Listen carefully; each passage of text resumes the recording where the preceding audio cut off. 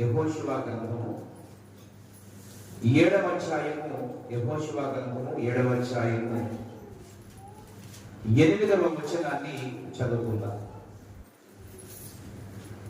ప్రభువా కనికరించుము, ప్రభువా కనికరించుము. ఇశ్రాయేలీయులు తమ శత్రువుల ఎదుట నిలవలేక వెనుకకు తిరిగినందుకు నేనేమి చెప్పగలను? ఈ దేశ నివాసులందరూ విని మమ్మును చుట్టుకొని మా పేరు భూమి మీద ఉండకుండా తుడిచివేసిన ఎడల ఘనమైన నీ నామమును గూర్చి నీవేమి చేయదు అని ప్రార్థింపగా. చాలు, ఒక్క నిమిషం పిల్లరా. ఈ యొక్క ప్రార్థన ఎవరు చేస్తున్నారు అంటే యెహోషువ ప్రార్థన చేస్తూ అంటున్నాడు.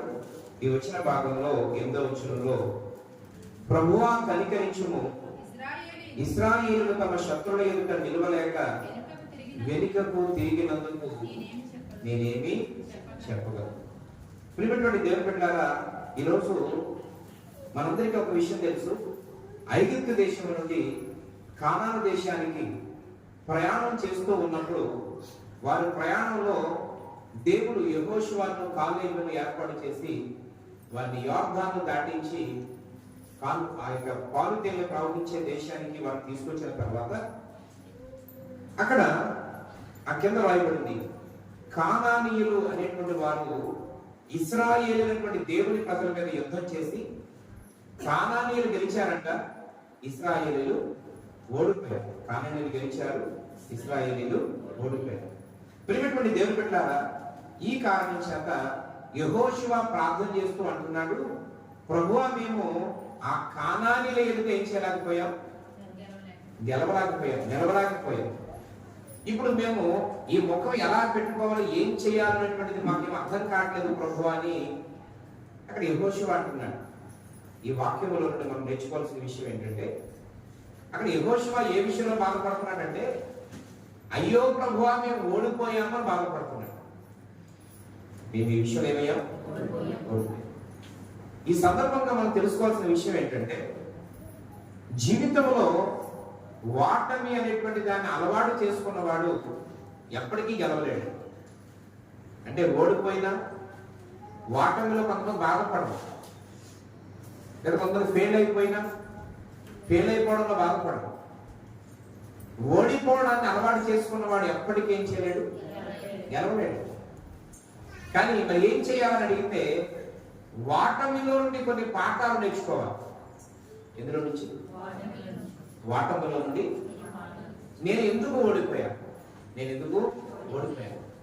ఆ ఓటమిలో ఉన్నటువంటి ఆ లోపాలను మనం తెలుసుకోగలిగితే మరొక్కసారి ఏమైపోకుండా ఉంటాం?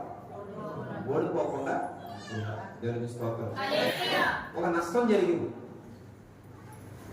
జరిగిందని బాధపడుతూ జరిగితే జరగని అనుకుంటే ఎప్పటికీ నువ్వు నష్టంలోనే ఉంటావు. అసలు ఈ నష్టం ఎందుకు జరిగిందో పరిశీలన చేసి ఆ నష్టం జరగకుండా కాపాడుకోగలిగితే నీకు అది జీవితంలో మరింత పాఠాన్ని ఇస్తుంది. హల్లెలూయా. ఇక్కడ చూడండి, యెహోషువ ఏమంటాడంటే, అంటే ఉద్దేశం ఏంటి? ఇశ్రాయేలుల మీద మనం ఎప్పుడూ నెగ్గుతూనే ఉండాలి. మీకు అర్థమైందండి? ఇశ్రాయేలులు అంటే దేవుని ప్రజలు కదా. ఇశ్రాయేలు అంటే పైవారు. అంటే పైవారైనటువంటి ఇశ్రాయేలు ఎప్పుడు ఎలా ఉండాలా? నెగ్గుతూనే ఉండాలి. కానీ ఇప్పుడు మేము ఏమైపోయాం? ఓడిపోయాం. కాబట్టి మేము ముఖం ఎక్కడెట్టుకోవాలి తెలుస్తలేదని అడుగుతున్నారు. ఇక్కడ దేవుడు ఏమంటాడంటే, ఇశ్రాయేలునంత మాత్రాన గెలవాలని లేదు. ఇశ్రాయేలు మీరు కూడా దేవుని మాట అయినటువంటి నా మాట మీరు జాగ్రత్తగా వినాలా. విననే కారణం చేత మీరు ఏమయ్యారు? ఓడిపోవలసి వచ్చింది. దేవునికి స్తోత్రం. హల్లెలూయా. ఈ విలువైన శ్రేష్టమైనటువంటి సమయంలో దేవుని ముందు ఎవరైనా ఒకటే. సేవకులని, విశ్వాసులని, రెవరెండ్లని, బిషప్లని ఏమి తేడా లేదండి. ఎవరైనా సరే దేవుని సన్నిధిలో ఒకటే. కనుక ఇక్కడ ఏమన్నాడంటే, మీరు ఓడిపోయారనే వేదన నీకు ఉంది, కానీ అసలు విషయం కింద రాశారు, చదవండి. కానానీయులను విని మమ్మల్ని చుట్టుకొని మా పేరు భూమి మీద ఉండకుండా తుడిచివేసిన ఎడల ఘనమైన నీ నామమును గురించి మేమేమి చేయుదువని ప్రార్థింపగా. చూడండి ఇది ఎలా ఉందంటే అప్పుడప్పుడు నేను చెప్తా ఉంటాను కదా, ఏమంటా ఉంటాను, ప్రభు మరి చూడు నాయన ఇప్పుడు వర్షంగా తగ్గించలేదనుకో మరి నీలో శక్తి లేదని అంటారు మరి జనాలు. కాబట్టి ఇప్పుడు ఏం చేయదు, వర్షం తగ్గించాలి ప్రభు. ఇదిగో తండ్రి మరి మీ మనిషిగా బతకలేదనుకో నువ్వు కార్యం చేయలేదని అంటావు తండ్రి. కాబట్టి నువ్వు అర్జెంట్గా ఏం చేయాలా, ఈ వ్యక్తిని బతికించాలి తండ్రి. ఇది బ్లాక్ మెయిల్. ఏం చెప్పండి, అక్కడ అదే అంటున్నాడు ఎవరు, యెహోషువ కూడా ఏమని, ప్రభువా ఈ కానానీయులు అనేవారు మన మీద టార్గెట్ చేసేసి అసలు ఇశ్రాయేలీయులు అనేవారు భూమి మీద ఉండకుండా వీరి పేరు పూర్తిగా తుడిచివేద్దామని చెప్పి వాళ్ళు చాలా ప్లాన్ వేస్తున్నారని దేవుడు చెప్తే దేవుడు అయ్యో అన్నాడా.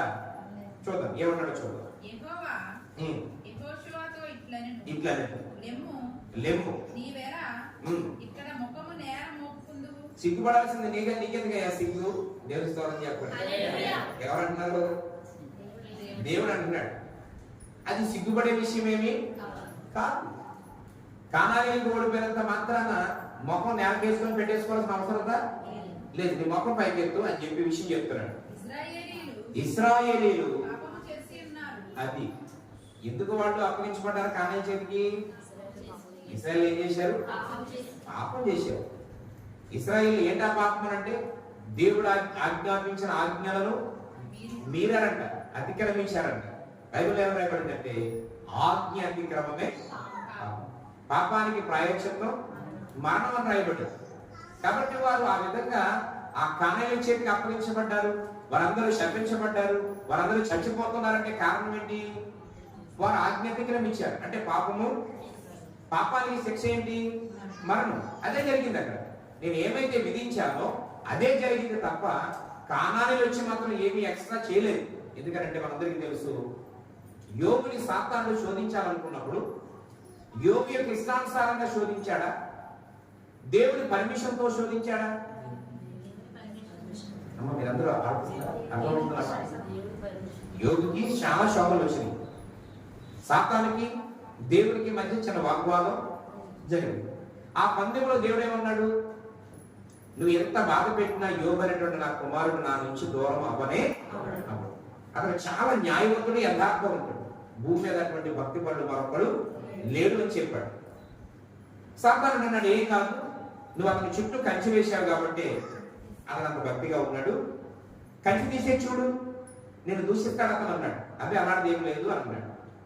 అప్పుడు దేవుడే యోబు యొక్క శరీరం మీద పర్మిషన్ ఇచ్చాడు. ఏమన్నాడంటే అతని శరీరాన్ని డ్యామేజ్ చేసే అధికారం ఇస్తున్నాను, అతని యొక్క ఆస్తిని డ్యామేజ్ చేసే అధికారం ఇస్తున్నాను, కానీ అతని ప్రాణాన్ని ముట్టే అధికారం మాత్రం నీకు ఇవ్వలేదు. ఆమె అందుకే నేను రాష్ట్రపుండేసి ఒళ్ళంతా కుళ్ళిపోయి పురుగులు పట్టేసి వేడివేడి బూడిద పోసుకొని చిన్న పెంకుతో గోపుకునే అంత బలహీనతలోకి వెళ్ళిన మరణం అనేటువంటిది మాత్రం యోగుకి కారణం దేవుడు ప్రాణం మీద పర్మిషన్ ఇవ్వలేదు. దేవునిస్తోత్రం. ఇప్పుడు ఇశ్రాయేలు దేవుని ప్రజలు కానానీయుల చేతికి అప్పగించబడ్డారు అని అంటే పర్మిషన్ ఇచ్చి ఉంటాడా? కానానీయులే మొండిగా వారిని హతమార్చుంటారా? తక్కువని చెప్పేసి ఉండాలి. యోగుకి పర్మిషన్ ఇస్తే గాని అపవాది ఏమీ చేయలేకపోయారు. ఇప్పుడు కానానీయులు ఇశ్రాయేలీయులను ఓడించగలిగారు, చంపేస్తున్నారు అని అంటే దేవుడు పర్మిషన్ ఇచ్చాడా? పర్మిషన్ ఇవ్వకుండా ఎలా చేస్తున్నారా? ఆయన చెప్తున్నాడు కదా, ఏమని? ఇశ్రాయేలీయులు పాపము చేసి ఉన్నారు. కింద చదవండి, ఏం చేశారు? నిబంధనను వారు మీరిపోయారు, దాటిపోయారు. కొన్నిసార్లు మనం కూడా దేవుని యొక్క విధి విధానాలను మీరిపోయి, ఏమండి, కట్టడాలను నియమ నిబంధనలను మీరిపోతే కొన్నిసార్లు మన మీద కూడా ఏమొచ్చేది? శాపం వచ్చేసి ప్రతి చిన్న విషయానికి మనం బాధపడిపోయే పరిస్థితి ఉంటుంది. ప్రతి చిన్నవారు నిన్ను బెదిరించేస్తారు, ప్రతి ఒక్కరికి నువ్వు లోకమైపోతావు. ఎప్పుడు అనంటే నువ్వు శపించబడ్డావు. ఎప్పుడు శపించబడతావు అనంటే దేవుని యొక్క విధి విధానాలను తృణీకరించేవాడు శపించబడతాడు. కాబట్టి అక్కడ అంటున్నాడు, యెహోషువ నీవెందుకు ఆ ముఖాన్ని నేలను పెట్టుకోవాలా? నువ్వు లే. ఎందుకంటే ఇశ్రాయేలు తప్పు చేశారు కాబట్టి వారిని ఎవరి చేతికి అప్పగించాను? నేను కానానీయుల చేతికి అప్పగించాను. ఇందాక మీకు చెప్పాను కదా పిల్లరా, ఓటమి అనేటువంటిది, ఓడిపోవడం అనేటువంటిది మనిషి జీవితంలో జరుగుతూ ఉంటుంది. కానీ వాటర్ని ఏం చేయకూడదట, అలవాటు చేసేసుకోకూడదు. వాటర్ని ఏం చేయకూడదు, అలవాటు చేసుకుంటే వాడు ఎప్పటికేం కాలేడు. ఇప్పుడు కొన్ని విషయాలు నాకు రావు అనేసి, రేపు కూడా రాదన్నావు, ఎల్లుండి కూడా నాకు రాదన్నావు, నీకు ఎప్పుడు వస్తుంది? ఇంకెప్పటికి రాదు కదా. పిల్లల రాదు అన్నవాడు ఎప్పటికీ పొందుకోలేడు. కానీ వాటమిలో కూడా ఏం నేర్చుకోవాలి, ఒక పాఠాన్ని నేర్చుకోవాలి. నేను ఎక్కడ ఫెయిల్ అయ్యాను, ఎందుకు ఫెయిల్ అయ్యాను అని నువ్వు తెలుసుకోగలిగితే మరొక్కసారి నువ్వు అలాగా ఫెయిల్ అయ్యే అవకాశం ఉండదు. తెలుసుకోవాలి. హల్లెలూయా. అయితే ప్రియమైన మిత్రులారా, జాగ్రత్తగా గమనించండి. యెషయా గ్రంథం 65:24లో దయచేసి వాక్యాన్ని తెరవండి. యెషయా గ్రంథం 65:24 వారికి ఇలాగున జరుగును. ఎవరికి అనంటే దేవుని యొక్క చిత్తానుసారంగా దేవుని యొక్క వాక్యం అనుసరించి నడిచే వారికి ఎలా జరుగుతుందట, వారు వేడుకొనక మునుపు నేను ఉత్తరం ఇచ్చేది, వారి మనవి చేయించు ఉండగా నేను ఆలకించెదను. ఆమేన్. ఇక్కడ మొదటి మాటలు ఏమన్నాడంటే, వారు వేడుకొనక మునుపే. వేడుకోవడం అంటే అడగడం, లేదా నా సమస్య ఎలా ఉందని చెప్పుకోవడం, దాన్ని ఏమంటారు, వేడుకోవడం అంటారు. సాధారణంగా నాలో ఒక భాగం ఉంది, మీకు పూర్తిగా చెప్తే గానీ అర్థం అవుతుంది. మీలో ఏదో ఒక విషయం ఉంది, నాకు పూర్తిగా చెప్తే గానీ అర్థం అవుతుంది. కానీ దేవుడు ఏమంటారో తెలిసిన, మీరు నాకు ఇష్టలుగా జీవించినప్పుడు మీరు నాకు వేడుకొనక మునుపే ఉత్తరం అంటే జవాబు కూడా ఇచ్చేస్తారు. హల్లెలూయా. మనుషులకైతే చెప్పాలి, దేవుడికైతే చెప్పట్లేదు. ఎందుకు చెప్పట్లేదు అంటే ఆయన సర్వాంతర్యం. మన మనసులో ఏముందో దేవుడికి తెలుసు, మన గుండెల్లో ఏ బాధ ఉందో దేవునికి తెలుసు, మనం ఏ విషయంలో ఏడుస్తున్నామో దేవునికి తెలుసు. ఎందుకంటే సమస్తమును ఎరిగినటువంటి దేవుడు. కొంతమంది నామకార్థంగా జీవిస్తూ భక్తి పనులుగా నడుస్తున్నాం అనుకోండి, అది కూడా ఏమో తెలుసు, దేవునికి సమస్తమును ఎరిగినటువంటి దేవుడు ఆయన. ఆయన అంటున్నాడు, వారు వేడుకొనక మునుపు, అంటే నా సన్నిధిలో ఎలాగ ఉంది పరిస్థితి ప్రభువా అని చెప్పక ముందే నేను వెంటనే ఉత్తరం ఇచ్చేస్తానంటే కార్యాన్ని చేస్తాను. రెండో లైన్ ఏమన్నాడు, వారు మనవి చేస్తూ ఉండగా, అంటే మనవి ఏదైనా ఒక విషయాన్ని చెప్తుంటే పూర్తిగా చెప్తే గాని ఎవరికి అర్థం కాదు.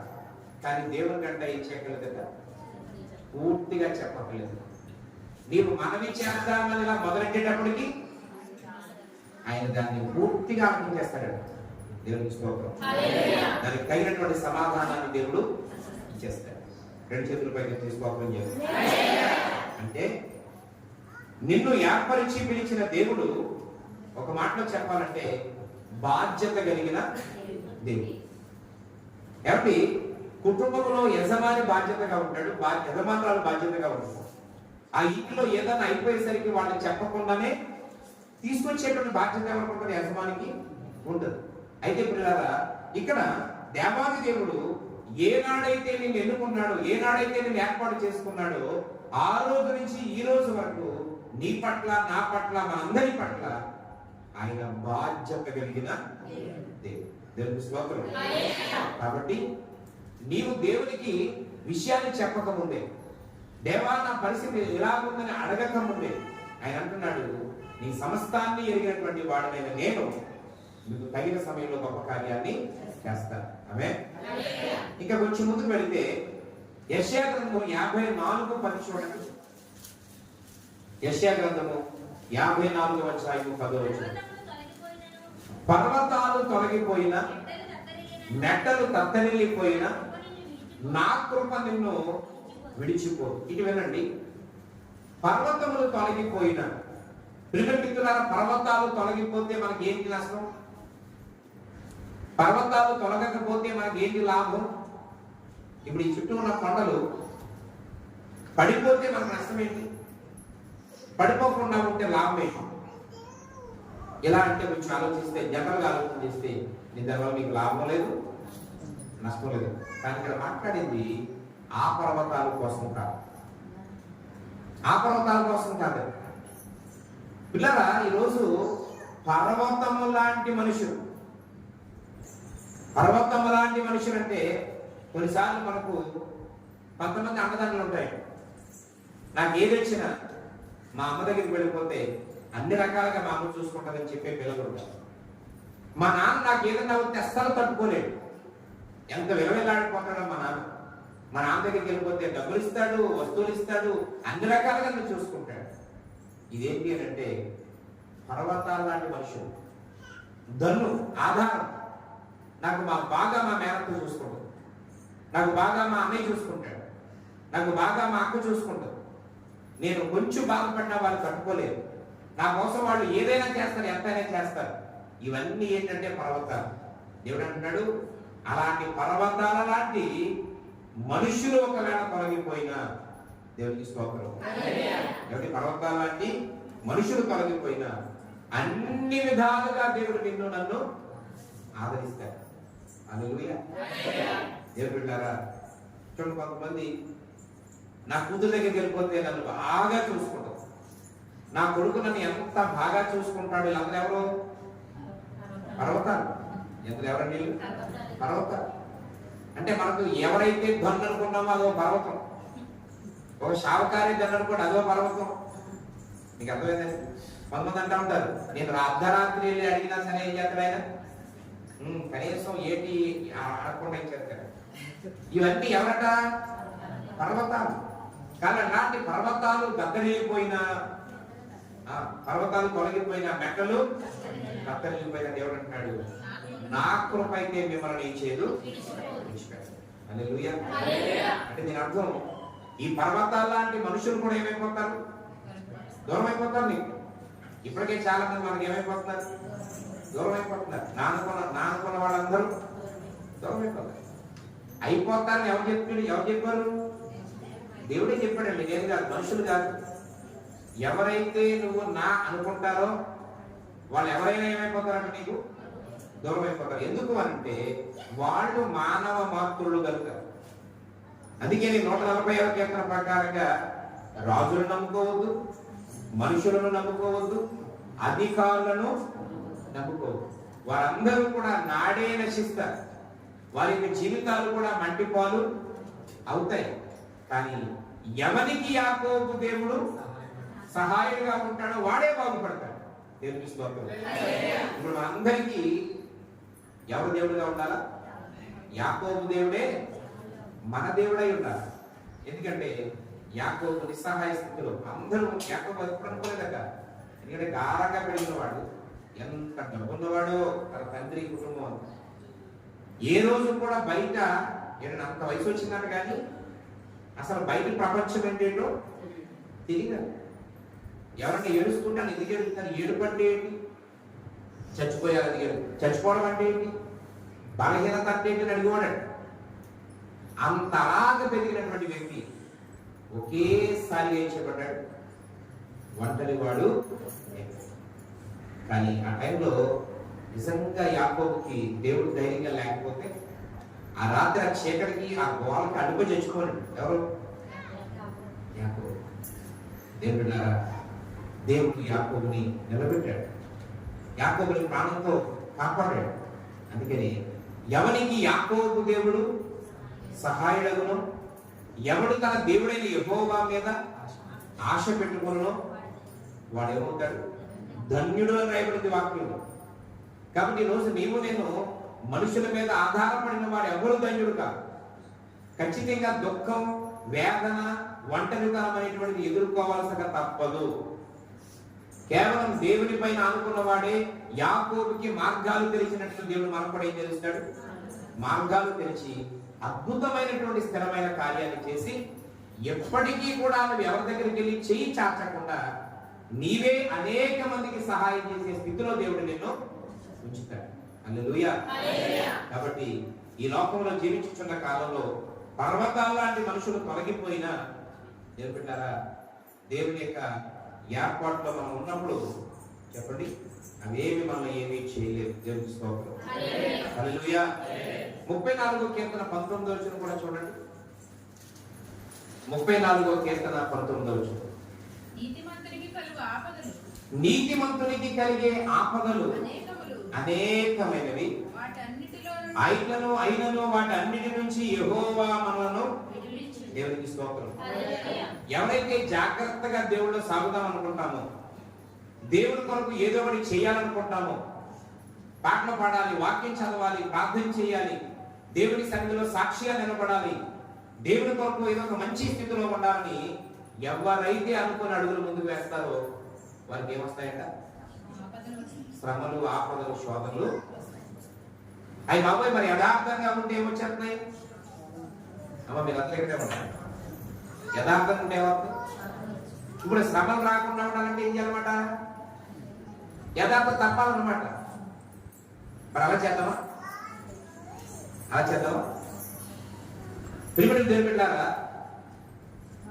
ఈ మాట మీకు అర్థమైందండి? ఏమర్థమైంది?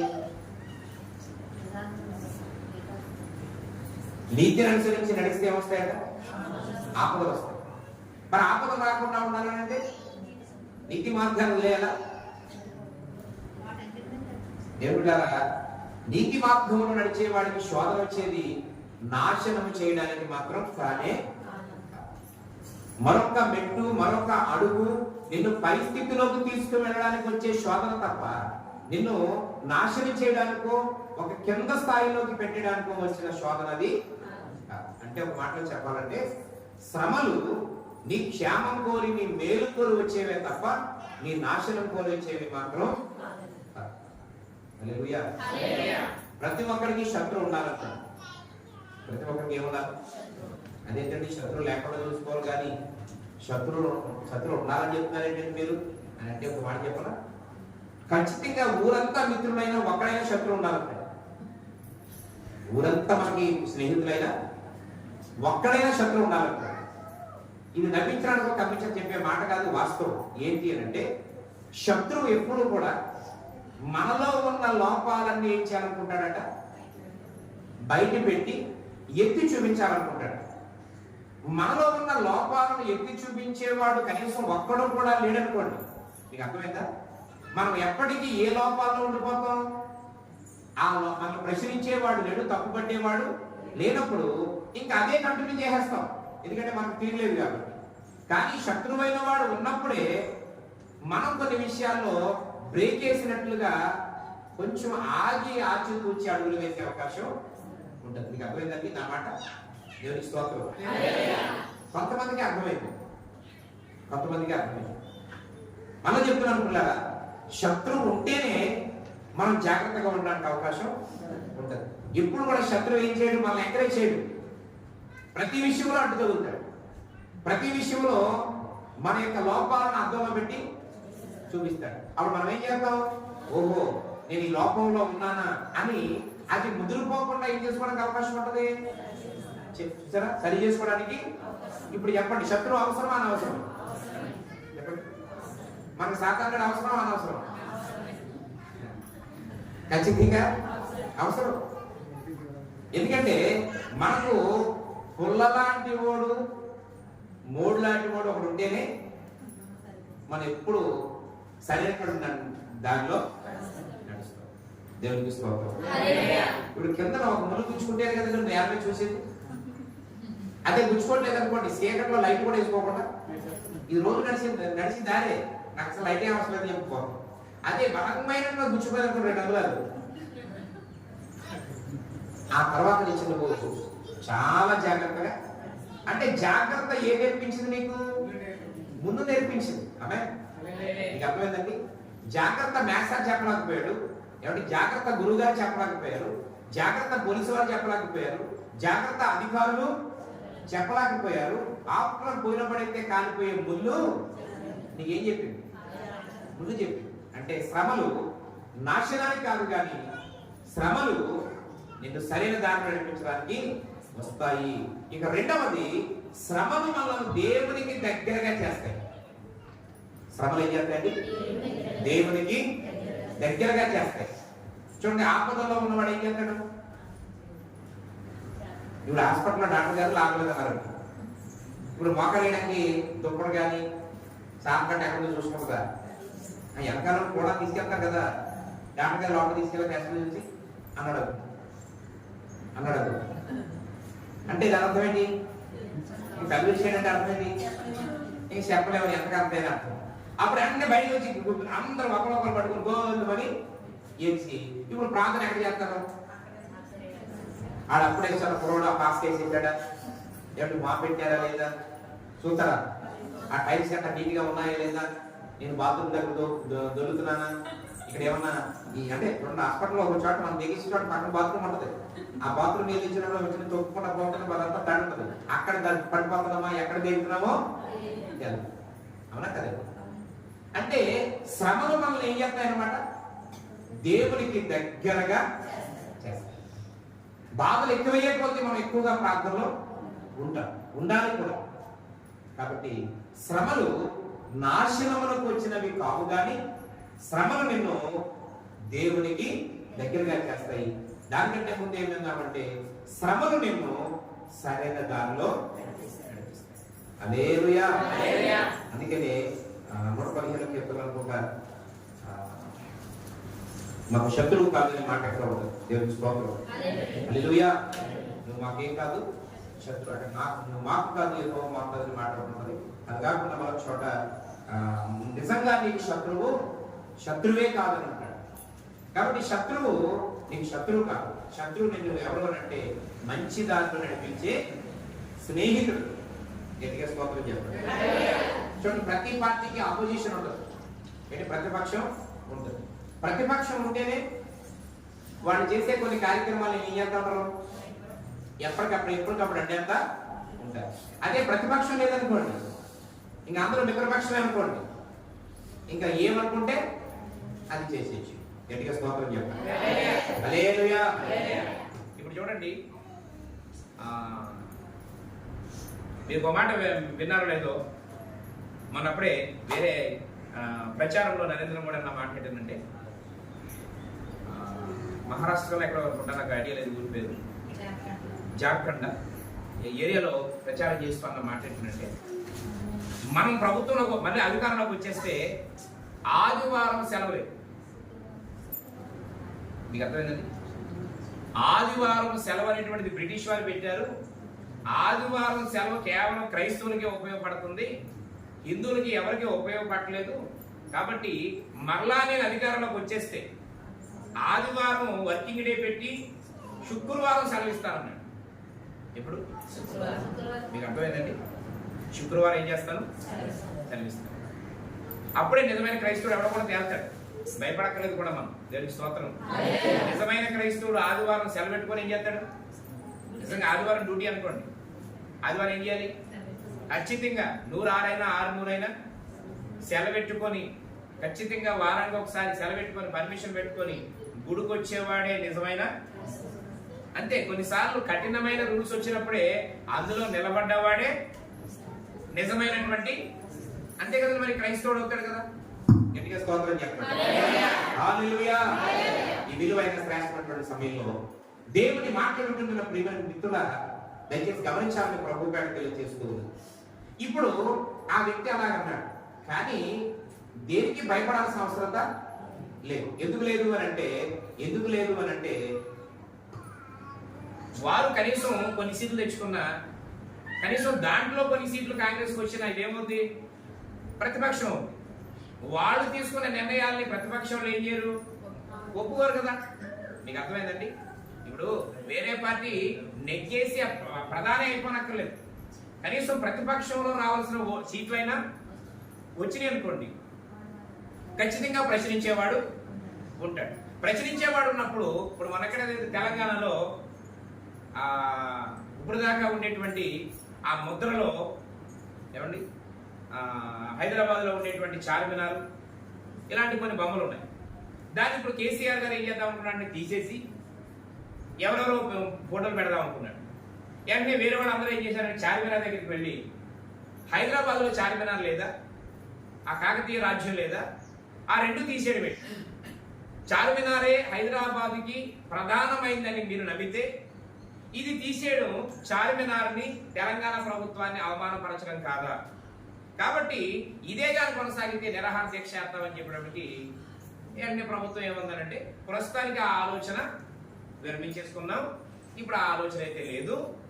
కాబట్టి ఈ ఆవిర్భావ వేడుకలకు, తెలంగాణ ఆవిర్భవించినటువంటి వేడుకలకు ఓన్లీ తెలంగాణ గీతం ఒకటి మాత్రమే రిలీజ్ చేద్దాం, కానీ ఆ గుర్తు మాత్రం ఏం చేయం, మార్చం.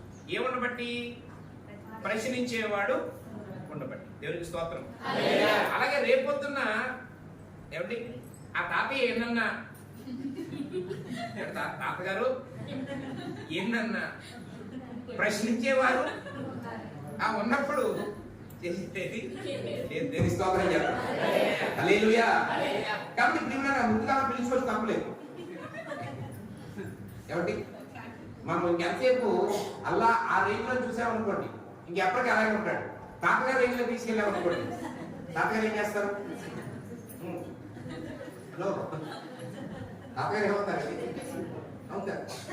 కాబట్టి మనం ఏ దృష్టిలో పెడతాం? హల్లెలూయా, హల్లెలూయా. కాబట్టి ప్రియమైనటువంటి దేవుని బిడ్డలారా, దయచేసి గమనించాలని ప్రభు గారు తెలియజేస్తున్నాను.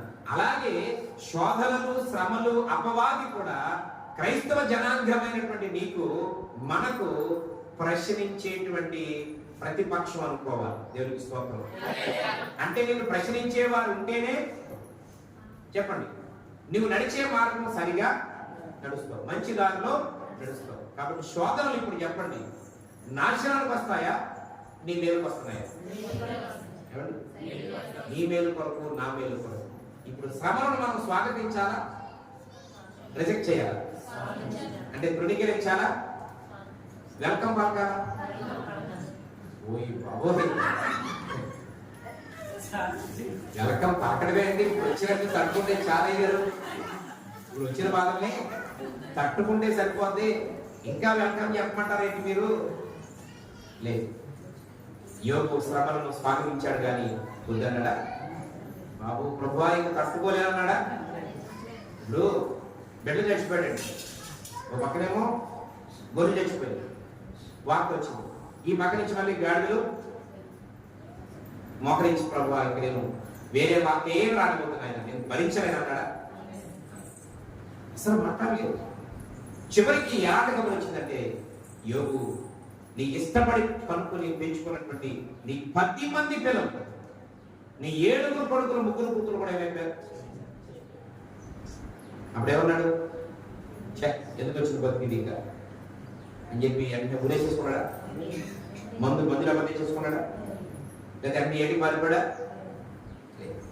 ప్రియమిత్రులారా, యెహోవా ఇచ్చాడు, గట్టిగా స్తోత్రం చెప్పాలి. దేవుడిచ్చాడు. మనం కొనుక్కున్న వస్తువులు ఎప్పుడైనా కొని అనుకుంటాం, మనం చాలా బాధపడిపోతాం. నిజంగా పుట్టేటప్పుడు మనం కూడ తెచ్చినట్టే. ప్రతి క్రైస్తవుడికి ఎలాంటి నిరీక్షణ ఉండాలంటే, దేవుడు ఇచ్చాడు, దేవుడు గట్టిగా స్తోత్రం చెప్పాలి. హల్లెలూయా.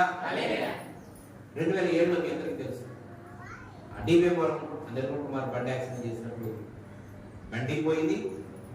అప్పటికి నేను ఒక సెకండ్ హ్యాండ్ పాత అంబాసిడర్ కారు తీసుకున్నాను 70,000 పెట్టి. అది కూడా ఆ పరిస్థితులు అమ్మేయాల్సి వచ్చింది. కేవలం బండి 23,000కి, కారు కేవలం 47,000. అంటే టైం లేదు, రేపే క్యాష్ కట్టాలి. అప్పుడు 2 కూడా అమ్మేసాం.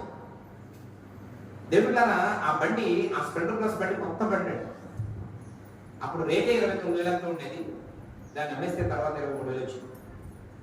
ఈ 2 అమ్మేసిన బాకీ తెరలా. అయితే చాలా రోజులు నాకు బండి లేదు, కానీ ఇంత కూడా బాధపడదు. కారు కొనుక్కున్న సంవత్సరానికి కారు అమ్మేసుకోవాల్సి వచ్చింది, బాధపడదు. నేను ఒకటే ఆలోచన చేశాను, దేవుడు ఇచ్చాడు, మరలా తనకి అవకాశం ఉన్నప్పుడు ఆయనే. హల్లెలూయా. మరలా ఇవ్వడానికి 7 సంవత్సరాలు పట్టింది. 2007లో ఆ ఉన్న కారు అమ్మేసుకున్నాను. కానీ నిరీక్షించినప్పుడు దేవుడు పాత కారు తీసేసుకొని ఏం చేశాడు? 2014లో కొత్త కారు ఇచ్చాడు. అది ప్రభు యొక్క ఏర్పాటు. గట్టిగా స్తోత్రం చెప్పాలి. హల్లెలూయా. స్ప్లెండర్ ప్లస్ బండి పోయిందని బాధపడ్డాను. 2 నెలలు నా దగ్గర వాహనం లేదు. 3 నెలల్లో నాన్నగారు అమ్మగారు వచ్చి బాధపడద్దు బండి పోయిందని మంచి బండి, పెద్ద బండి కొనుక్కొని 60,000 చెల్లారు. అప్పుడు హోండా షైన్ మన ఏజెన్సీ ప్రాంతంలో మొట్టమొదటి బండి తెచ్చింది నేనే, దేవునికి స్తోత్రం. అప్పుడు అది 61,000. ప్రియమైనటువంటి దేవుని బిడ్డలారా, అంటే చిన్న బండి పాత బండి పోయింది, దేవుడు ఏమిచ్చాడు? ఉన్నతమైనది చక్కని వాహనాన్ని దేవుడు ఇచ్చాడు. ప్రియమైనటువంటి దేవుని బిడ్డలారా, అంటే దేవుని యొక్క సిద్ధానుసారంగా నడిచే వారికి వచ్చే కష్టాలు వెనక ప్రయోజనకరమైనటువంటి ఆలోచన దేవుని ఖచ్చితంగా ఉంటుంది. అంతవరకు కొంచెం మనం ఓపిక సహనాన్ని కలిగి జీవించాలి. దేవునికి స్తోత్రం. అయితే తర్వాత ఏమన్నాడు? వాటన్నిటి నుంచి దేవుడు నిన్ను చెప్పండి తప్పకుండా ఏం చేస్తాడు? విడిపిస్తాడు. హల్లెలూయా. ఇకపోతే 2 కొరింథీ పత్రిక 1:20. 2 కొరింథీ పత్రిక 1:20. కొరింథీయులకు రాసినటువంటి 2వ పత్రిక 1:20. దేవుని వాగ్దానములు ఎన్నైనను, దేవుని యొక్క వాగ్దానములు ఎన్ని ఉన్నను అవన్నీ క్రీస్తు యేసునందు అవునన్నట్టుగానే ఉన్నవి గనుక దేవునికి మహిమ కలుగుటకై అవి ఆయన వలన నిశ్చయములై ఉన్నవి. దేవునికి స్తోత్రం. ఈ మాట యొక్క అర్థం ఏంటంటే, మీకు అర్థం కాలేదు కొంతమందికి, దేవుని యొక్క వాగ్దానములన్నీ మన పట్ల ఎలా ఉన్నాయట? ఎస్, అవును అన్నట్టుగానే ఉన్నాయి. అంటే అర్థం ఏంటంటే, మీకు అర్థమయ్యేలా చెప్తాను. దేవుడు మనకు తోడై ఉంటాను అన్నాడు. ఇది ఒక వాగ్దానం. 2020-21లో భయంకరమైనటువంటి కోవిడ్ వచ్చింది. అంటే హలో కరోనా వచ్చింది. ఏమొచ్చింది? కోవిడ్. అంటే ఎందుకు కోవిడ్ అంటున్నానంటే, ఎక్కువగా ఇంగ్లీష్ కాదు, తెలుగు కంటే ఇంగ్లీషే మనం మాట్లాడుతున్నాం బాగా. కాబట్టి నా మాట బేగా అర్థమైపోతుంది, ఇంగ్లీష్లో చెప్పుకుంటూ వెళ్ళిపోతున్నాను. కోవిడ్ అంటే ఏమిటి? కరోనా వచ్చింది. 2020-21లో మహానుభావులైన వారు ఎంతో మంది చనిపోయారు. మరి మనలో ఏ యోగ్యత లేదు, మన దగ్గర డబ్బు లేదు, అంత ఆరోగ్యవంతులు కూడా కాదు, అంత అవగాహన కూడా మనకు లేదు. దేవునికి స్తోత్రం. మనకున్న అవగాహన అంతా ఏంటి? బతుకులని చెప్పి బాగా చూసుకుంటే చచ్చిపోతే కత్తే దెబ్బగా పక్కకు వచ్చేవారు కాదు. ఏమిటి? చచ్చిపోతే ముట్టుకునేవారు కాదు. ఇంకతనం కాకపోతే బతుకున్న వాడి దగ్గరే ప్రమాదం. మీకు అర్థమైందండి? ఎందుకు? కుచుక్కుని మాట్లాడాక నోట్లో వచ్చేంత దగ్గరికి వెళ్ళాక తుప్పుని తుమ్మేయడం అనుకోండి, చెప్పండి, క్రిములు శాటతో పోసినట్టు అయిపోతాడు. ఏమండి? ఆయన మాట్లాడినా దగ్గర ఏం చేశాడు? చచ్చిపోయాడు. దగ్గుతాడా? తుమ్ముతాడా? మాట్లాడతాడా? మన దగ్గరికి వెళ్ళాక చేయరాస్తాడా? మన దగ్గరికి వెళ్ళాక సొప్పనం అనుకోండి, ఆ బాబా అంటాడా? వేసి పారిపోవడం కాదు. అసలు ఆ వ్యక్తుల కదలికలు ఉంటాయా? రెండోది, ఆ వైరస్ కూడా కొంతసేపు చచ్చిపోదు. కాబట్టి ఒక 6 గంటల తర్వాత మీద పడిపోయి ఆడొచ్చాడు. మినిమం అవగాహన లేని పరిస్థితి. దాని మీద అవగాహన ఉంటే చాలా మంది చచ్చిపోకుండా ఉంటున్నారు. రోగంతో చచ్చిపోయే వాళ్ళు 80 మంది అయితే, క్షమించండి 20 మంది అయితే, బయట 80 మంది. చాలా మంది బోల్ దగ్గర రానివ్వలేదు, ఆ దాన్ని తిరగలేదు. తిరిగిన తర్వాత కళ్ళం జరుగుతున్న వాళ్ళు కొంతమంది. ఏమండి? శానిటైజర్ బకెట్తో జరుగుతున్న వాళ్ళు కొంతమంది. ఇంకో విషయం తెలుసిన, చెప్పనా, శానిటైజర్ వల్ల ఒక బుక్ కూడా సాగలేదు సర్వేలో. కానీ మన తృప్తి ఏంటంటే రాసేసుకున్నారు, వాళ్ళు తప్పకుండా లేదా. అంటే నీకు కావాల్సింది ఏంటంటే తప్పకుండా లేదా అనవసరం, రాసేసుకున్నారా కిరసన వాళ్ళు తప్పకుండా లేదా అంతే. ఏమంటే సర్వేలో తేలింది ఏంటంటే శానిటైజర్ వల్ల అంటే ఒక్క క్రిమి కూడా చావలేదంట. ఎందుకంటే క్రిమి చచ్చితే మనం పడతాం. క్రిమి చచ్చి అంత కెమికల్ అందులో ఉందంటే మనం కూడా ఏం చేద్దాం? చచ్చి ఉంటుంది. మనం చెప్తే చెత్త చెప్తే మనం చేస్తాం. మరి శానిటైజర్ రాసుకున్నాం చచ్చిపోయారా? చచ్చిపోలేదు. కాబట్టి అది కూడా అంతా మన భ్రమ, అవునా కదా? అలాంటి టైంలో మన దగ్గర ఏ యోగ్యత లేకపోయినా నీ యొక్క జాగ్రత్తను బట్టి నువ్వు బ్రతకలేదు. కానీ చెప్పండి, కేవలం దేవుని యొక్క కృపను బట్టి మాత్రమే ఏం చేశావు?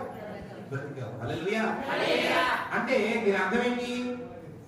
దేవుడి యొక్క వాగ్దానం ఏముంది? నేను నీకు తోడై ఉంటాను అన్నాడు. అంటే కరోనా టైంలో దేవుడికి ఎలా ఉన్నాడు అంటే వాగ్దానం నీ పట్ల ఉంది కాబట్టి ఈ పక్క ఇబ్బంది అయినా, ఆ పక్క ఇబ్బంది అయినా, ఎదరి ఇబ్బంది అయినా, వెనకింటి దగ్గర ఇబ్బంది అయినా, ఆ మధ్యలో నువ్వు ఎలా ఉన్నావు? క్షేమంగా ఉన్నావు. కారణం వాగ్దానం నీ దగ్గర తోడుగా ఉంది. అందుకని వాక్యం ఏం చెప్తుందంటే దేవుని వాగ్దానములు ఎన్నైతే ఉన్నాయో అవన్నీ మన పట్ల ఎలాగ ఉన్నాయట? ఎస్, నిజమే, అవును, నా జీవితంలో అవి నిజంగా 100కి 100% అక్షరాలు ఏమవుతున్నాయి? నెరవేరుతున్నాయి అని దేవుని వాక్యం చెప్తుంది. దీన్ని ఎంతమంది ఒప్పుకుంటారు? దేవుని యొక్క వాగ్దానాలు నా పట్ల కూడా అక్షరాల ఏమవుతున్నాయి? నెరవేరుతున్నాయి అన్నవాడు మాత్రమే మీ చేయి చూపించారు. గట్టిగా స్తోత్రం చెప్పండి. నా జీవితంలో నెరవేరలేదు అన్నవాడు అప్పుడు కూడా ఉండరు. ఎందుకు ఉండరు? నెరవేరకపోతే ఈ పాటికి మనం ఉండేవాళ్ళం కాదు. ఇప్పటి శుభ్రంగా పచ్చగా గడ్డి వచ్చేసినాక ఎక్కడ అది నీ దెబ్బో నా దెబ్బో ఎవరి దెబ్బో కూడా తెలపోను. ఇంకా మనం దేవుని కృపను బట్టి చిన్న సిలువలాడి పెడుతున్నాం కాబట్టి ఇది మన అమ్మది, ఇది మా నాన్న తెలుస్తుంది. కానీ ఈ సంవత్సరానికి ఒకసారి ఈస్టర్ కార్యక్రమాన్ని కూడా సిలువలు పెట్టే కార్యక్రమం, శుభ్రం చేసుకునే కార్యక్రమం లేకపోతే దీన్ని ఏమీ తెలియదు. హల్లెలూయా. మన ఎక్కడ దగ్గర దుబ్బులపాలెంలో మన ప్రసాద్ అమ్మగారు చచ్చిపోతే ఆ రోడ్డు వలన ఆ గవర్నమెంట్ హాస్పిటల్ కట్టారు కదండి ఇప్పుడు కొత్తగా. దాని ముందేనండి శ్మశాన వాటికి. ఇంతకు ముందే ఆ తుప్పలు అమ్ముకునేవారు. ఇప్పుడు హాస్పిటల్ తీసుకెళ్ళి ఇక్కడ కట్టారు. ఆ హాస్పిటల్కి వెళ్ళి వాళ్ళకి అంతా చెప్తే వాళ్ళ హాస్పిటల్ ఎవరు ఉంటారు? సామెత ఉంది కదండి, ఆ ఊర్లో వాడికి కాటిపోయేవాట, పొన్నురోడికి ఏటిపోయేవాడు. మన ఊరోడు డబ్బా దిగిపోతాడు. ఎందుకంటే ఇంటికి ఎంత అవుతుందో ఏ పక్క దిగొచ్చో తెచ్చిపోదు. ఆ కొత్తోడికి అది ఎంత అవుతుందో తెలదండి. అలాగే పొన్నురోడికి కాటిపోయి ఉండదు. మన ఊరు కాటి ఏ పక్క అడిగి తెలదు కదా. శవాలు ఎక్కడ కలుపుతారు, ఎక్కడ పెడతారు అడిగి తెలదు. మనకు మాత్రం బాగా తెలుస్తుంది. మనం ఆ ఇరు పంచాలకు వెళ్ళం మనం. ఏమండి, అది ఊర్లో వాడికి ఏమంటారు? కాటిపై పొన్నురోడికి ఏటిపై అంటారు. ప్రియమైనటువంటి దేవుని బిడ్డలారా, ఎందుకు మాటలు చెప్తున్నాను?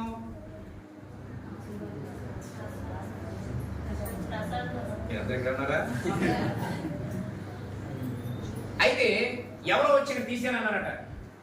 తీరా తీస్తే ఇంకా వెళ్ళి ఆల్రెడీ మనలో 2 గంటలు అయిపోయింది కదా, గొయ్యి తీసారని వెళ్ళి ఈ పడి తీసేసే ఉంటారని చెప్పి కంగారు పెట్టి గబగబా పెట్టి మోసుకొని వచ్చేస్తే తీరా సగం తీసిన తర్వాత సరిగ్గా ఇలా పారతో తీసి ఇది ఏరనుకొని తీస్తే సరిగ్గా ముందుగా పెట్టిన కాలు చేయి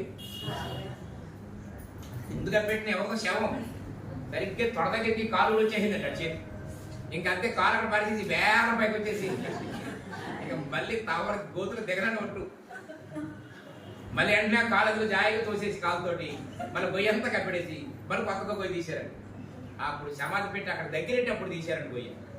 ఎందుకు ఈ మాటలు చెప్తున్నాను? కనీసం సంవత్సరానికి ఒకసారి ఆ విధంగా జ్ఞాపకం చేసుకొని మన పితల యొక్క సమాధుల మీద ఒక గుర్తింపు అనేది లేకపోతే ఏం చేస్తారు?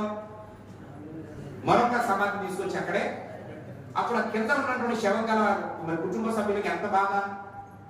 ఏమన్నా మన వారిని మరణించిన తర్వాత ఆ పెట్టిలో పెట్టేటప్పుడు బలంగా నొక్కితేనే ఫీల్ అయిపోతాం కదా, బాధపడతాం కదా. అలాంటిది వారి సమాధులు తవ్వేసి వారి ఎముకలు తీసేసి ఎంత బాధ. ఈరోజు ఆ విధంగా మనం ఆ గుర్తింపు లేకపోతే మరవబడదు. ఈ పాటికి మన యొక్క సమాధులు గడ్డలు మోచేసాం. కానీ దేవుని మహాకృపను బట్టి దేవుని యొక్క వాగ్దానం మనకు తోడుగా ఉంది కాబట్టి ఇన్ని బాధలు, కష్టాలు, ఇరుకులు, ఇబ్బందులు వచ్చినా ఈరోజు నేను మనందరం క్షేమంగా దేవునికి స్తోత్రం. కాబట్టి దేవుడు అంటున్నాడు, వాగ్దానం అన్ని విషయాలలో సంవత్సరాలు దాటి ఏమండి మరణపు అంచులలో నుండి మనల్ని ఏం చేస్తుంది? తప్పిస్తుంది. ఆ వాగ్దానమే కొన్నిసార్లు కొన్ని రోగాలు మనకు మంచానికి పరిమితమైపోయేలా చేస్తున్నాయి. ఇక బతకమేమో, హాస్పిటల్ ఇంటికి రామేమో అనుకునే పరిస్థితులు ఉంటుంది. ఆయనను ఈరోజు నువ్వు క్షేమంగా ఉన్నావంటే కారణం వాగ్దానమే. ఆమేన్. ఈరోజు వాగ్దానము కంటే గొప్పది లోకంలో ఏది. నేను చివరిగా ఒక 2 మాటలు చెప్పి ముగిస్తాను. యోహాను సువార్త 14:1. యోహాను సువార్త 14:1.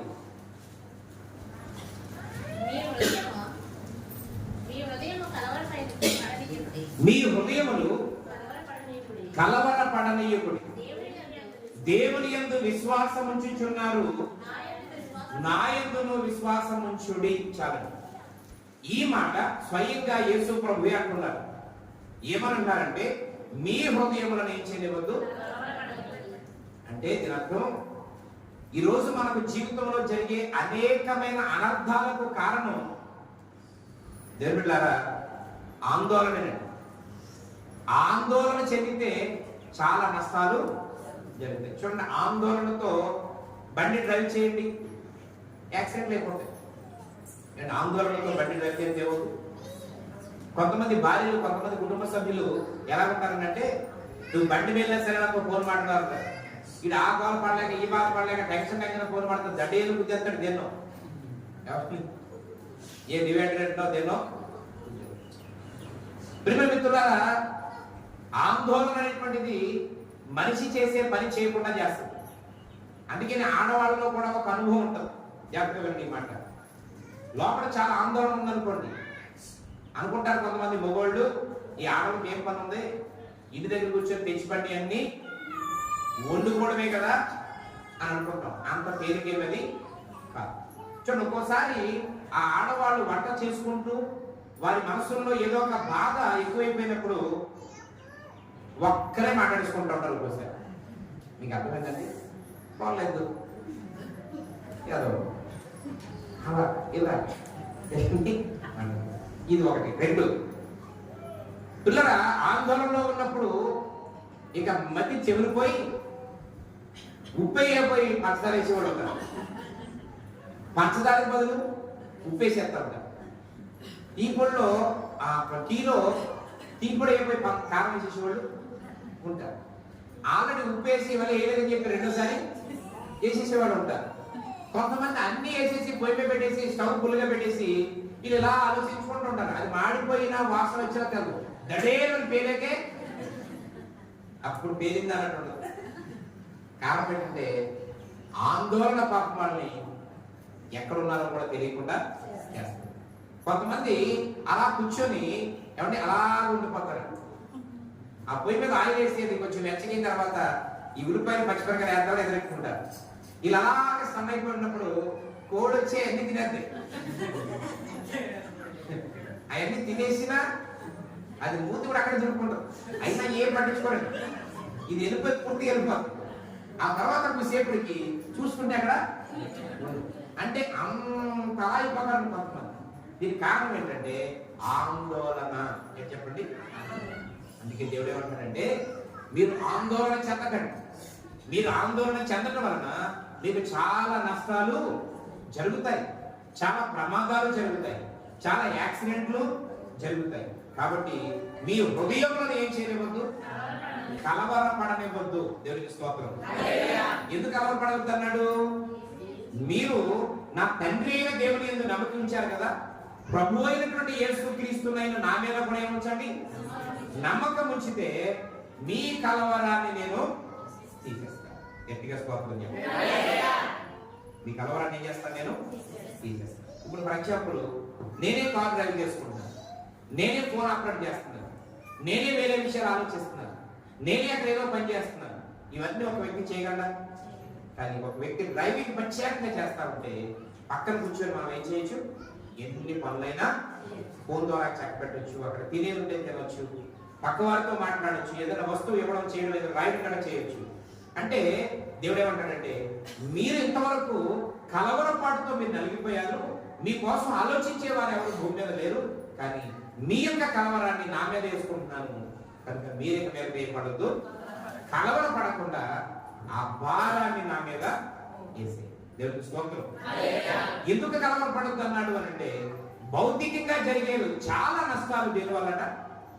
ఆందోళన వలననే మనం చాలా అనర్థాలకు దారి తీస్తాం.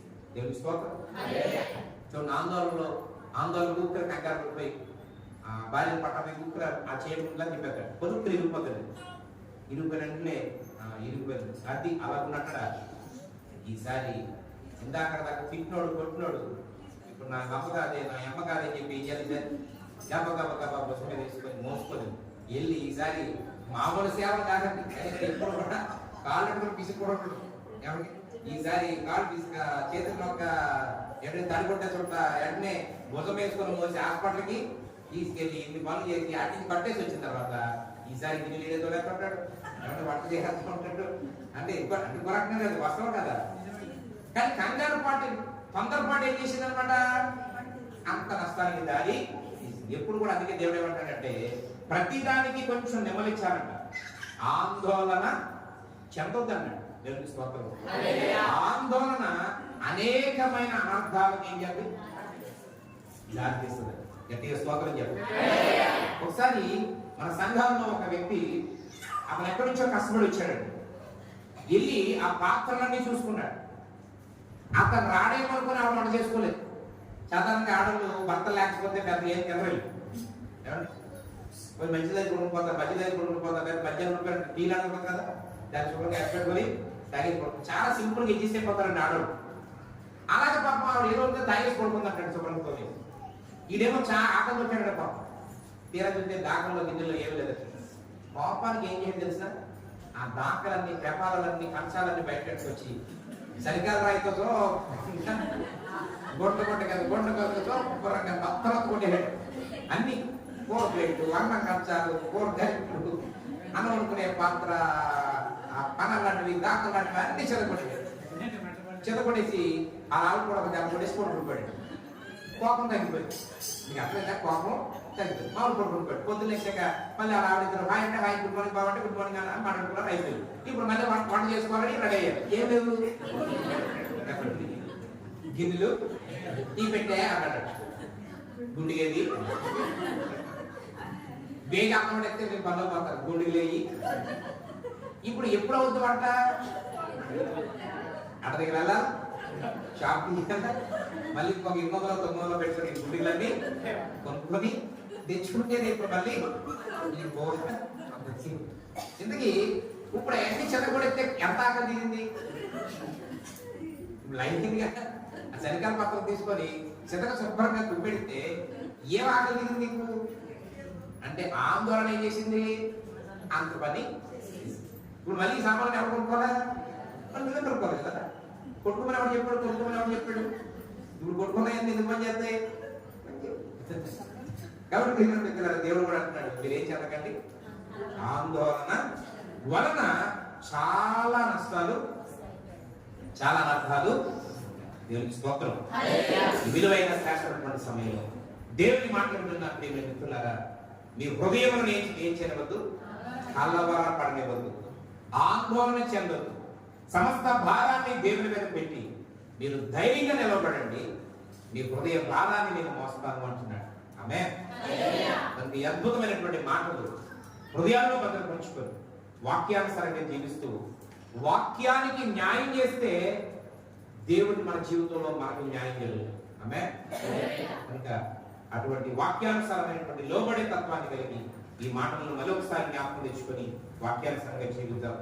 దేవుడి అద్భుతమైన మాటలు మనందరి వైపులా దీవించును గాక. ఆమేన్.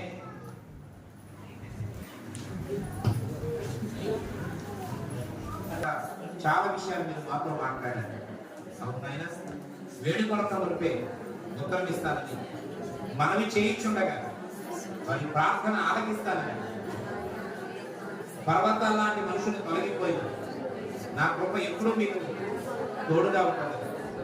ఎన్ని వాగ్దానాలు అయితే ఉన్నాయో అవన్నీ అవునన్నట్టుగానే ఉన్నాయి.